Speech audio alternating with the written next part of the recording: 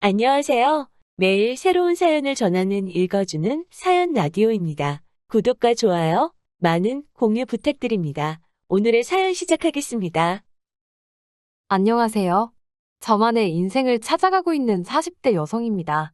머릿속 정리도 하고 남들에게 말 못했던 가슴속 응어리도 끄집어 내볼까 찾아왔네요. 남편과 저는 지금으로부터 15년 전에 결혼했어요. 제 나이 26살로 지금 생각하면 한참 어린 나이였지요. 저희가 처음 만난 건 중학생 때로 거슬러 올라갑니다. 남편 말로는 그때부터 혼자 저를 짝사랑했다고 하대요.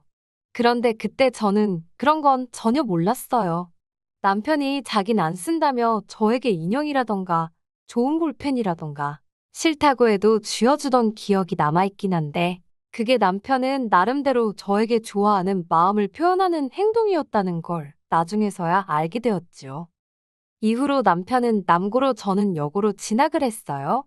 그런데 남편이 고등학교에 진학한 이후로도 종종 저를 만나자고 불러내거나 뜬금없이 편지를 보내온다던가 하면서 서로 간의 연락은 끊어지지 않았네요. 그러다 20살의 봄, 대학생이 된 남편이 저에게 여자친구가 되어달라며 정식으로 데이트 신청을 해왔습니다. 저는 대학을 포기하고 작은 사무실에서 사회생활을 시작한 상황이었지요. 남편과 저 두 사람의 연애만 놓고 보자면 하루하루 즐겁고 행복했어요. 하지만 사귄 지 2년쯤 되던 때 시댁에서 저희 두 사람의 만남을 알게 되셨습니다. 어머님은 저를 불러놓고 제가 문제가 아니라 제 배경이 문제라며 타박을 하셨는데 문제는 어머님의 마음을 제가 이해할 수 있었고 뭐라고 반박할 수도 없었다는 거예요. 친정아버지는 여자의 눈이 멀어 오래전 집을 나가셨어요. 친정어머니는 마음의 병으로 술없이는 못 사시는 분이셨고요. 그리고 남편과 저는 학창시절을 같이 보냈다 보니 어머님은 이런 제 가정사를 다 알고 계셨네요. 자존심도 상했고 동시에 제가 바꿀 수 있는 게 하나도 없는 상황이었던 만큼 너무 답답했어요. 그리고 한편으론 왜 이런 소리까지 들어가며 남편과 만나야 하나 싶기도 하대요. 남편이 저에게 분에 넘치는 사람 같기도 하고. 그래서 결국 남편에게 헤어지자고 했습니다. 일부러 남편 입대가 며칠 남지 않았던 시점에 이야기했어요. 군대에 가서 저 같은 건 싹 다 잊고 오라고요. 하지만 이게 웬걸 오히려 역효과가 나고 말았습니다. 남편이 어머님 아버님 떨어보라며 저랑 헤어질 바엔 차라리 이 세상을 하직하겠다고 편지를 써놓고 한강다리에 갔거든요. 어머님 아버님이 제가 사는 곳에 찾아와서는 빨리 같이 가달라 하시는데 두 분 다 얼굴이 정말 하얗게 질려 있었어요. 그게 지금도 기억에 생생합니다. 결국 우여곡절 끝에 저희는 다시 만나게 되었습니다. 그때부터는 어머님 아버님도 저희한테 만나라 어째라 그런 소리를 일절 안 하시대요. 그리고 저희는 이후로 아무 문제 없이 꼬박 6년의 연애를 하고 결혼 이야기까지 나오기 시작했지요. 그런데 이 이야기가 어머님 아버님 귀에도 금세 들어갔더라고요.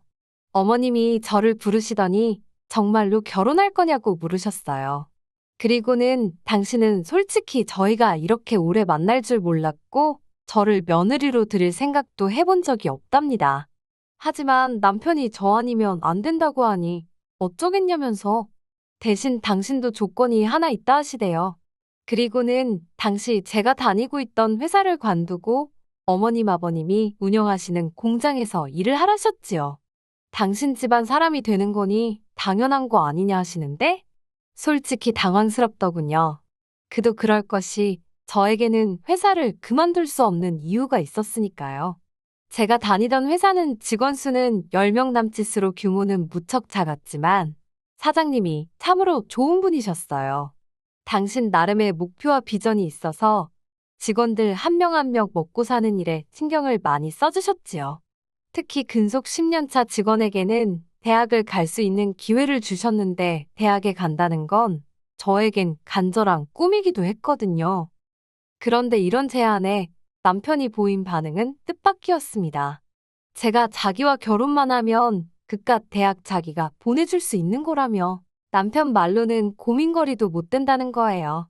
일단 식부터 올리고 같이 살면서 자리만 잡으면 대학이야 언제든지 제가 원할 때 갈 수 있다면서요. 그리고 저는 어리석게도 그 말을 믿었습니다. 오랫동안 저에게 한결같은 사랑을 보여준 남편이 하는 말이었으니 꼭 지켜줄 거라 생각했지요. 그래서 회사에도 사정을 이야기하고 퇴사를 하게 되었습니다. 어머님 아버님이 운영하셨던 공장은 직원 수 5으로 국수와 떡을 만드는 곳이었어요. 규모가 크지도 않았고 체계가 제대로 잡혀 있지 않아서 공장 분위기가 무척 어수선했던 게 지금도 기억이 나요.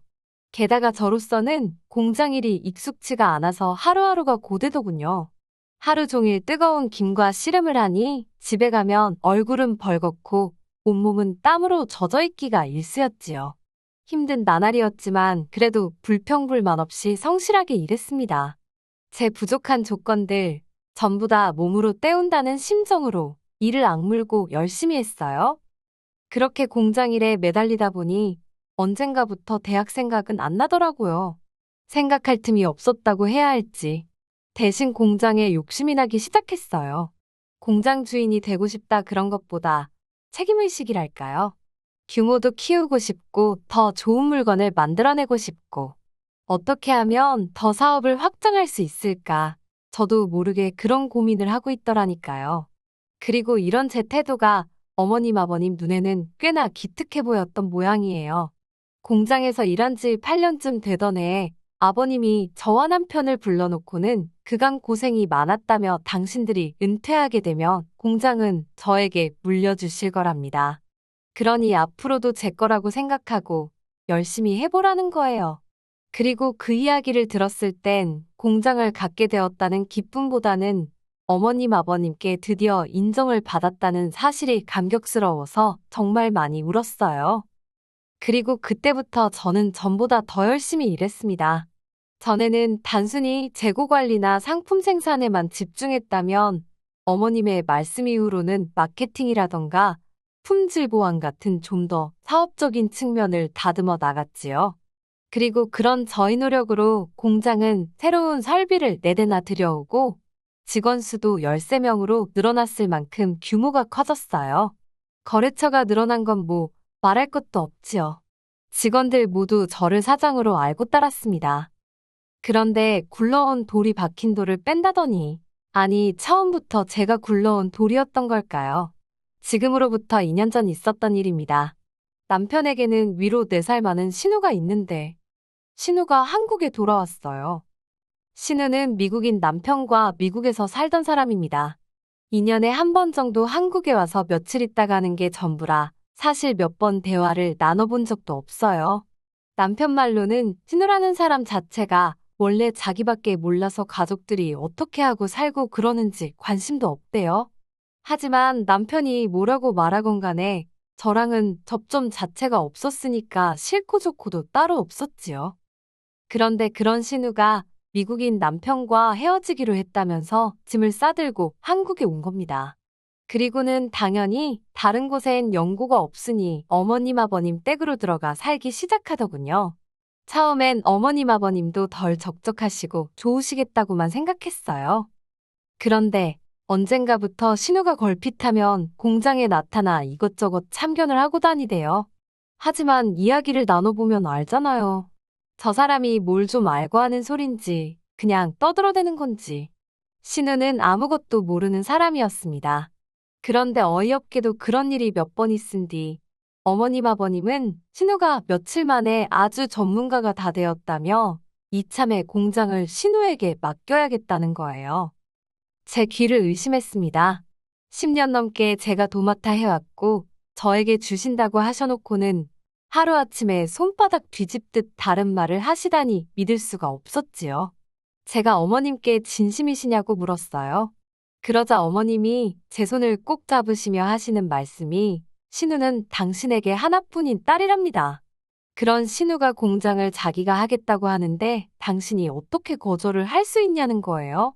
그러면서 저더러 나쁘게만 생각하지 말고 이참에 신우를 잘 도와주래요. 슬프게도 어머님 말씀을 반박할 수가 없더군요. 공장은 여전히 어머님 아버님의 재산이었고 그분들이 자기들 재산을 누굴 주건 간에 저에게는 그걸 따져 물을 권리가 없었으니까요. 그래서 고민 끝에 저는 어머님께 공장을 그만두겠다고 말씀드렸습니다. 그리고는 그동안 제 공장이 될 거라는 이유로 이리저리 미지급하신 월급 전액과 퇴직금을 정산해달라 했어요. 대략 2억이 넘는 큰 액수였지요. 그리고 그때부터 어머님께서 저더러 제정신이냐? 2억이 네 집 개 이름이냐고 절대 못 준다고 아주 난리가 났습니다. 그러면서 5천만 원 줄 테니 그 돈으로 늦었지만 대학교나 가랍니다. 저더러 대학교에 가고 싶어서 환장해 있지 않았었냐고 이제라도 가라대요. 제 꽃 같은 30대를 전부 공장에 갈아 넣었는데 막말로 저를 어르고 달래셔도 부족한 판국에 5천 먹고 떨어지란 소리로밖에 안 들리대요. 그래서 법대로 하자고 했습니다. 2주를 기다렸는데도 가타부타 이런 방구 말씀이 없으셨기에 노동청에 신고를 했습니다. 여기에선 예전에 일하던 회사 사장님의 도움을 많이 받았어요. 회사를 나온 후에도 안부는 주고받으며 살았는데 막상 이런 문제가 닥치니까 도움을 구할 곳이 그분밖에 떠오르지 않더라고요. 그래서 염치불구하고 전후 사정을 설명하니 아는 노무사분을 소개해 주셨지요. 그리고 그때부터는 어머님 아버님이 하루가 멀다 하고 죽는 소리를 하시대요. 그래도 들은 척도 안 했습니다. 이 과정에서 남편과도 많이 다퉜어요. 남편은 저를 이해하면서도 어머님 아버님 일이니 이러지도 저러지도 못하는 게 눈에 보였달까요. 하지만 결국 저는 2억 2,500이라는 돈을 받아냈습니다. 남편 말로는 공장을 담보로 대출을 받아 주신 거라면서. 그런데 그때 남편이 저더러 지독하답니다. 그렇게까지 해야 되겠냐고요. 그런데 그 말이 제 가슴에 비수처럼 꽂히대요.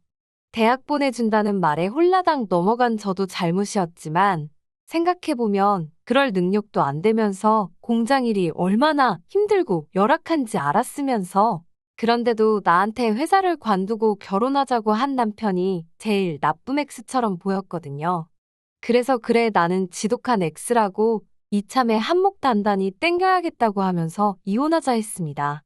어머님 아버님하고도 한번 싸워봤는데 너하고는 못 싸우겠냐고요. 그렇게 저는 불과 몇 달 만에 가족이라고 믿었던 사람들과 전부등을 돌리게 되었습니다. 후회는 없었어요. 오히려 이렇게 될 줄 알았다면 처음부터 시작하지 말았어야 했다는 후회만 했지요. 저는 남편과의 이혼 과정에서 받은 아파트를 세를 놓았어요. 그리고는 있는 돈 없는 돈 전부 다 끌어모아서 대출까지 받아서 어머님 아버님 공장에서 멀지 않은 곳에 제 공장을 차렸습니다. 처음부터 이 생각으로 관두겠다고 하고 나온 거였어요. 계획도 없이 움직일 순 없잖아요. 그리고 제가 공장을 차렸다는 소문이 돌자 원래 어머님 아버님 공장에서 일하던 대부분의 직원들이 저에게 연락을 해왔습니다. 너무 감사한 일이었지요. 그리고 저는 그동안 제가 만들어 놓은 거래처들도 일일이 찾아가 상황을 설명하고 그들을 설득했어요. 다행히 대부분의 거래처들 역시 저를 보고 거래를 했던 것이기에 일은 쉽게 풀려갔답니다. 시댁에서는 난리가 났던 모양입니다. 하지만 공장 일이 어떻게 돌아가고 있었는지 제대로 알지 못했으니 그들 중 누구도 제대로 대응을 하지 못하더군요. 그래서인지 고작 한다는 일이라곤 제 공장에 쫓아와 상도도 모르는 X, 산업 스파이 같은 X이라고 욕을 해댈 뿐이었어요. 물론 이런 욕을 듣고 제가 가만히 있을 이유가 없었기에 명예훼손과 영업방해 등으로 계속해서 대응해줬습니다. 그러자 남편이 나서서는 그동안 정도 없냐면서 저더러 적당히 하라는 거예요. 아주 자기 집안을 망하게 해야 직성이 풀리겠냐면서. 그래서 제가 그걸로 되겠냐고 했습니다. 니네 부모는 나를 무슨 머슴 부리듯 단물만 다 빼먹었는데 그깟 집안 하나 망하게 하는 걸로 내 화가 풀릴 것 같냐 했지요. 그리고는 들려오는 소문이 어머님 공장이 위기라 하대요. 제 퇴직금이다 뭐다 해서 대출받았지. 거래처 70% 이상이 떨어져 나갔지. 아마 어디서부터 어떻게 손을 대야 할지도 몰랐을 거예요. 그러니 오죽하면 신우가 저를 찾아와서는 한 번만 살려달라 소리를 했을까요. 기껏 한다는 소리가 자기는 제가 그렇게 공장에 애착이 있는 줄 몰랐다고, 자기는 이제 공장 일에 관심 없다면서 저더러 돌아와서 다시 맡아달라대요.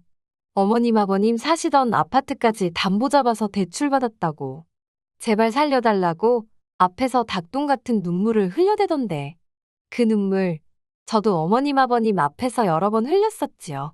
그래서인지 와닿지가 않더라고요. 다시는 찾아오지 말라 했습니다. 그리고 결국 어머님의 공장은 경매로 넘어갔어요. 그리고 직원들이 말해주기로는 어머님 아버님은 사시던 아파트도 팔았다대요. 그리고 있는 돈 없는 돈 다 끌어모아서 좀 더 떨어진 동네에 작은 빌라로 이사를 가셨다는 모양이에요. 신우랑 남편이 이제 부모를 먹여 살리려나요? 알빵가요. 아직 작은 빌라로 이사갈 여유가 있었다는 게 화가 날 뿐입니다. 그래도 이제 가슴속 응어리나 분노는 조금씩 내려놓으려고요. 힘들고 고달프긴 했어도 꿈을 꾸던 시절이었고 덕분에 지금 이 자리까지 올 수 있었다고 생각합니다. 저는 이제 시부모님이나 남편의 말 한마디에 울고 웃는 여자가 아니라 제 사업을 이끌어가는 당당한 여자니까요. 긴 이야기 들어주셔서 감사합니다. 오늘의 사연은 여기까지입니다. 구독과 좋아요, 알람 설정해주시면 앞으로 더 좋은 사연으로 찾아오겠습니다. 감사합니다.